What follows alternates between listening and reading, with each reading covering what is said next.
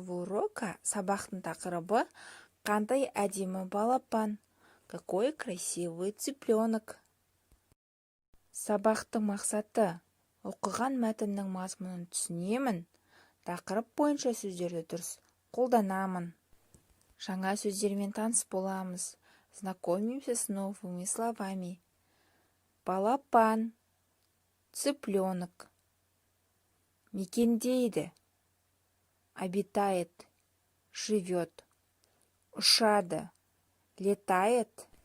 Ұя салады, вить в гнезде, гнездится. Бірінші тапсырма, первое задание.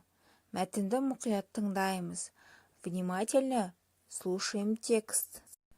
Құстар жанды табиғатқа жатады.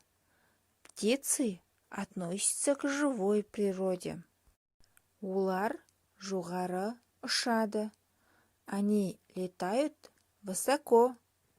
Құстар ұяларын ағаштың басына, үйдің шатырына, қораның төбесіне салады. Птицы строят гнездо на верхушках деревьев, на крышах домов и на крышах сараев. Құстың балапаны ұяда өседі. Гнезде растет цыплят. Құстар біздің досымыз. Птицы наши друзья. Екінші тапсырма, второе задание. Суретке қарап, сөйлемдерді толықтыр. Смотрим на рисунок и дополняем предложение. Где многоточек, вставляем нужные слова. Здесь у нас нужные слова, керекті сөздер: құстар, қарлығаш, балапаны, ұяда. Үй жұмысы, домашнее задание, 6-шы тапсырма, 27-ші бет.